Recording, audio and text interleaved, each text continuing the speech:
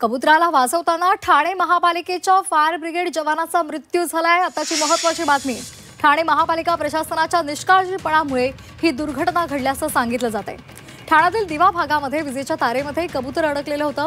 त्याला वाचवण्यासाठी 25 वर्षांचे अग्निशमन दलाचे जवान उत्सव पाटील हे गेलेले होते, मात्र त्यावेळेला उच्च दाबाच्या विजेच्या तारेचा शॉक लागून त्यांचा मृत्यू झाला। अपुरं मनुष्यबळ आणि अधिकारी वर्ग नसल्यामुळे ही गंभीर घटना घडली असं बोललं जाते। ही घटना प्रशासनाच्या निष्काळजी व्यवस्थेचं आणि सुरक्षेअभावी सुरू झालेल्या कामकाजाचं भीषण वास्तव ठरलेली आहे।